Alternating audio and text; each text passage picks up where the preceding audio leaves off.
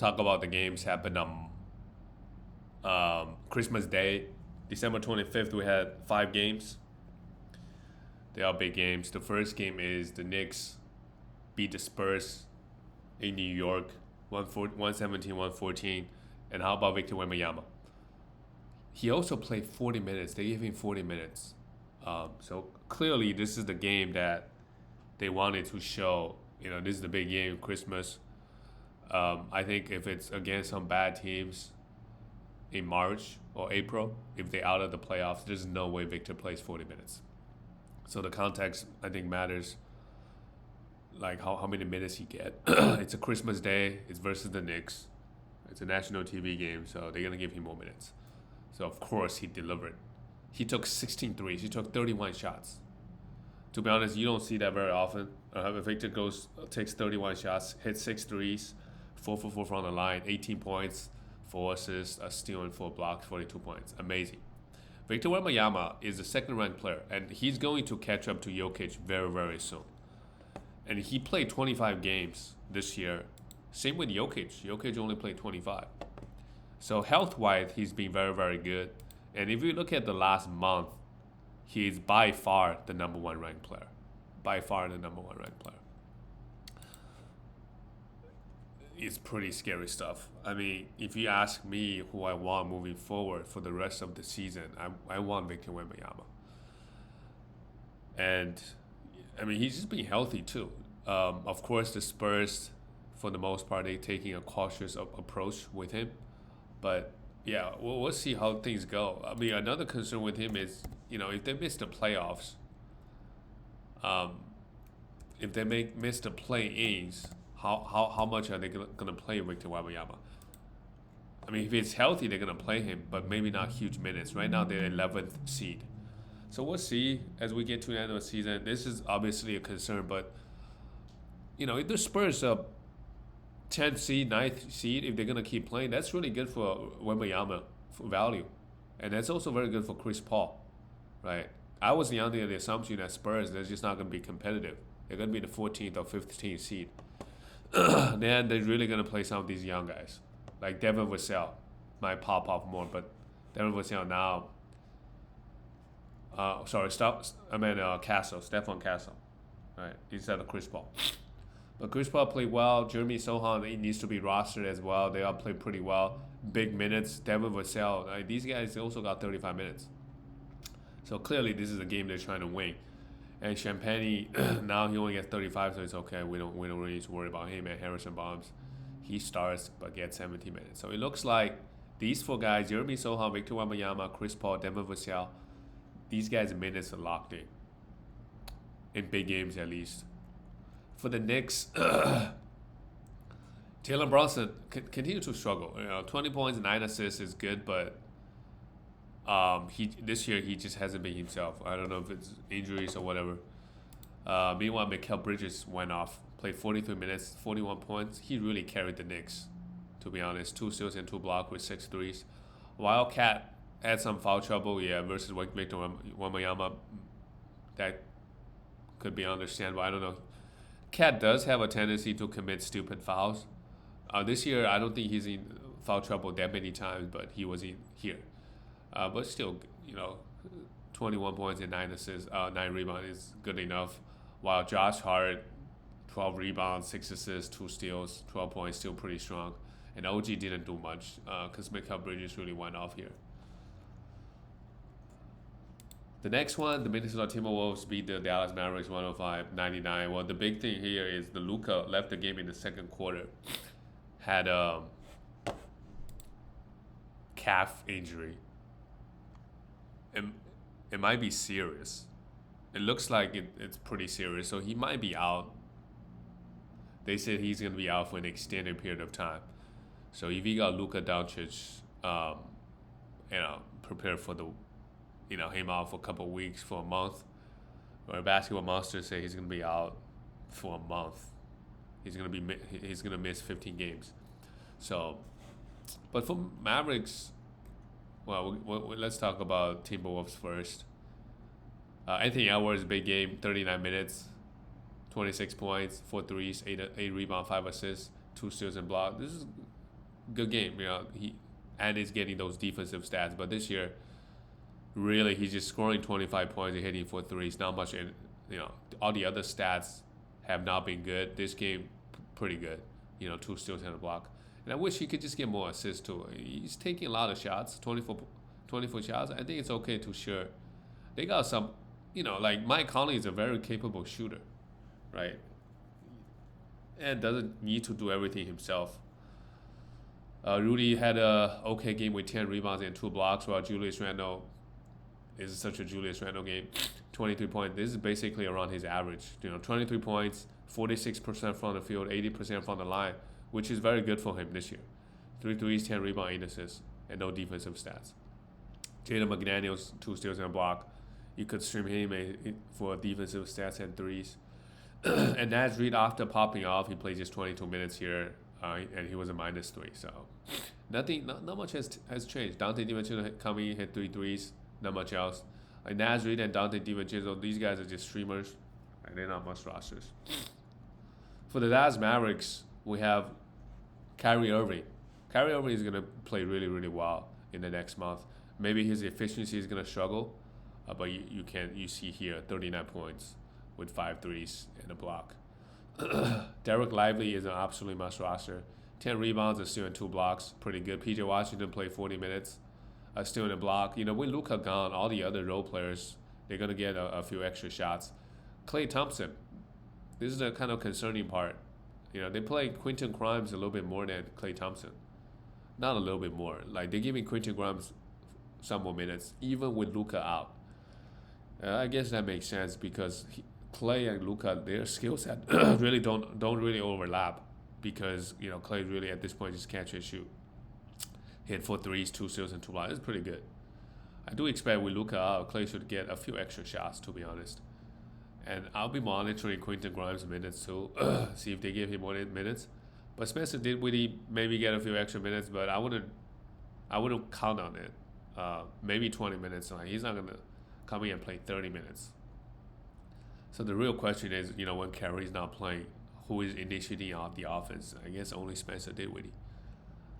But Kyrie's gonna play 35 minutes. So how many minutes is Spencer gonna play?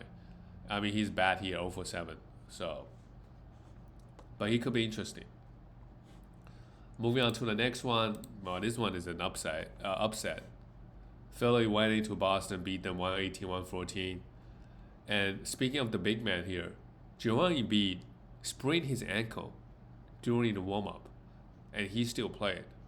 So it's kind of a risky move, but it's Christmas Day. Just imagine the backlash Embiid get if he misses this game. All the fans are gonna talk shit about him. He played all right, but Porzingis played 30 minutes and got hurt. This is just, Porzingis, I don't want to disrespect, but over the last 5 seasons, he just got hurt. How many? Just check how many games he played over the last 5 seasons. So last year he played 57.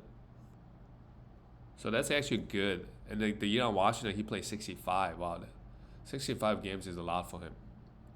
And then the year before with 34, 51, 43, 57, 48. So every single year he plays about, on average 60% of the games. And this year he only played 11. So, well, he was hurt coming into the season. But, yeah. For the Sixers, Embiid, he's still, he hurt his ankle. 27 points for Joel Embiid is okay.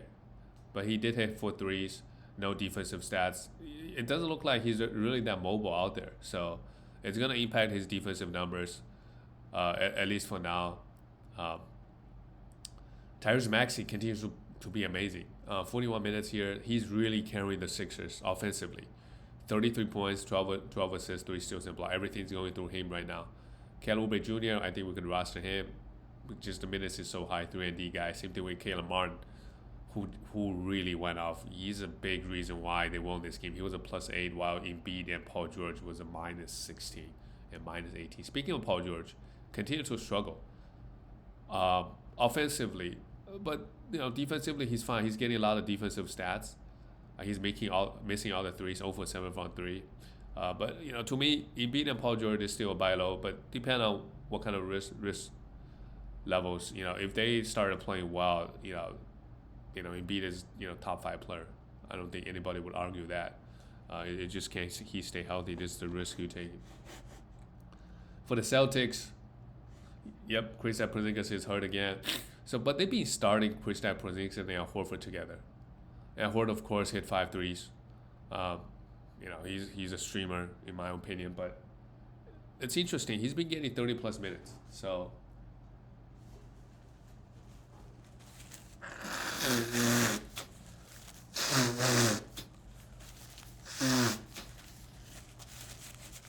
So I don't know why he's been getting 30 plus minutes with Kristaps Porzingis back, but he is. Al Horford. So if he's gonna play 35 minutes a night, well, actually only 2 games. He played 35 minutes versus the Magic, and he only played 25 versus the Bulls. So we'll see. If he gets 35 minutes, I think it's fine. We roster him. But if he goes back playing 20 to 25 minutes while sitting out all the back-to-backs, then we don't have to have him. Jaylen Brown was pretty bad this game. The numbers look okay. Missed all the free throws, 23 points, 4 assists, 2 steals, and 7 rebounds. And Derrick White, well, Jrue Holiday also out this game. Maybe that's why Al Horford got some extra minutes.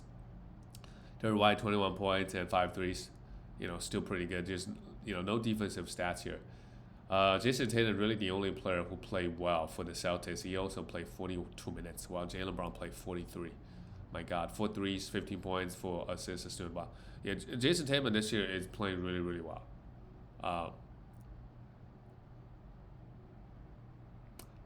But you also gotta understand, this Celtics. When I watched the game, this Celtics squad, they got so many shooters that Jason Tatum actually has so much room to operate. Within this offense. So I really do expect him to put up big numbers if he wanted to. Yeah. Moving on to the next game, the Lakers and the Warriors. The Lakers beat the Warriors by 2 points. Last second layup by the Reeves, 115-113. And the Warriors are kind of collapsing. Right in front of our eyes. I mean, they might be a playing team, but this year they need another guy. Maybe when Dennis Schroeder fits in, we'll see if they make any more trades. LeBron, also speaking of injuries, AD left the game after 7 minutes. I think he had an ankle injury. I mean, you can't complain about AD, but he's played a lot of games this year. Anthony Davis played 29 games. That's the most of any player within that first round. Jokic played 25. Obviously, it could be a scheduled diff. Tatum played 27. So AD has been very healthy this year. Hopefully, it's not too serious. I mean, he's going to try to come back quick. So with AD out, Austin Reeves got a triple-double. Amazing. Where is D'Lo? Oh, okay, he was out. Scared me for a second. I was like, we know AD, D'Lo didn't even play. What's going on there? Big game from him, and LeBron James had 31 points, 10 assists, 2 steals and a block, 2 threes. Really big game from LeBron. That means if he tries, hard, he still got it. Max Christie got the start, played heavy minutes. He could be a 3-and-D guy for streaming purposes. With AD out, they really got to go to, maybe they can either go small, right? This game, they went to Christian Coloco for 9 minutes, so they don't trust him. So that means they're going to go small. If they go small, maybe Cam Reddish, Delton Kennett, Gabe Vincent, these guys are going to get a few extra minutes. But right now, none of them seem to be much roster. You could stream them for a couple games. Cam Reddish, 3-and-D guy. Delton Kennett is mainly for the scoring and threes. Gabe Vincent, maybe some assists and threes. But, now that those guys is that attractive. But Rui Hachimura, look at the minutes. I think it's fine to have him. He played huge minutes here, 39 minutes.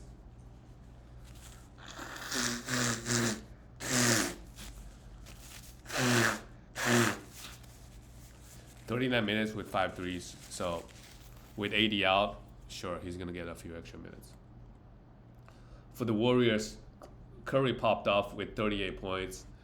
8 3, 6 assists. But he just can't do it by himself. He's a -1. While Tracy Jackson Davis played well, he got his 26 minutes. Sometimes it's Christmas Day. You can't really just trust, this minutes, moving forward. But, if he plays 25 plus minutes every single night, he's a must roster. He had 9 rebounds and 2 blocks. While Draymond also had a good game with 10 rebounds, 6 assists, and 4 blocks. Andrew Wiggins, we could roster him. Same thing with Jonathan Kuminga. But, both guys, they're not that attractive. Andrew Wiggins, I think, is having a decent year. Like, he needs to be rostered, like must roster. I don't know. 17 points, 0.9 steals, and 0.8 blocks. 0.8 blocks is pretty good. That's value right there. And he's also hitting 2.3 threes, and he does not turn the ball over. And he's shooting okay from the free throw line on 79%. So he's not really hurting you anywhere while providing good blocks and threes and score. So totally fine to have. Jonathan Kuminga's probably just the minutes is up and down. If he ain't get consistent 33 minutes, then he needs to be rostered, but sometimes he doesn't. Same thing with Buddy Hield. He was like a top 20 player beginning of the season. Now he doesn't even get 20 minutes. Dennis Schroeder, after the trade, he had some foul trouble, but he only played 20 minutes. I don't know. Playing him and Curry together defensively is a big challenge. It's a big challenge versus certain teams, right? Could bring a lot of problems. The last game of the night, the Denver lost to Phoenix. So I'm interested into the Western Conference standing because Denver and they probably gonna end up very close in record. So might come down to tiebreakers, in the end. The Nuggets, after this loss, they're the 5th seed. But, they're within striking distance. They're 3.5 games behind the 2nd seed Rockets. Which, to be honest, like the Nuggets and Mavericks, well, now that Luka is out, they're going to maybe Lakers, Phoenix Suns. They could go on a 5-game, 6-game winning streak if they got everybody healthy. And then they can catch up. Right, let's say, I don't know their schedule, but they haven't played a lot of the Eastern Conference teams. That's just way. Right. For Denver, Jokic, only 2 assists here, and Victor Wembanyama is going to catch up to Jokic. I'm pretty confident. Victor Wembanyama, last month is not even close. Victor Wembanyama is going to be #1 ranked player. Like, if there's an betting odds, Wembanyama is -400. To be the #1 ranked player. And he's only getting better. Jokic is kind of falling off a little bit. You can't just have that production, because offensively he's doing so much, right? 2 steals, 2 threes, 50 rebounds. Still very, very good line, right? 25 points from Jokic. Jamal Murray, 13 points, 6 assists, 6 rebounds. He's okay, but yeah, Jamal Murray's got to do more. For his fantasy owners and also for his team, he can't just score 13 points. Actually, on the year, he's a 51st ranked player. So I'm surprised he's even ranked this high. But 19 points, 6 assists, 1.5 steals with good efficiency across the board. Not really. He's shooting 43%. So he's still struggling from the field in a major way. But at least he's not turning the ball over that 2.3 turnovers. Russell Westbrook, this game got 27 minutes. Let's just roster Russ and see how things go. He's been playing really, really well for Denver. Christian Brown, if you want defensive stat 3 and D, you can still have him. He obviously struggled here and only played 20 minutes. Aaron Gordon, I think he got hurt again. Aaron Gordon, over the past years, he's been very healthy. I think the last couple of seasons. But this year he got hurt a lot, but I don't think there's too much fantasy implications with him. Michael Porter Jr. hit 3 threes. Michael Porter Jr. has been healthy this year. 3 threes, 22 points, and a block. I guess that's the positive part. But, other than 3 and D guy, although he doesn't get much defense steals, but he offers some blocks, right? Michael Porter Jr. this year, he is 69th ranked player. Could be a little bit better. Yeah, he's not really getting blocks. 41.4 blocks.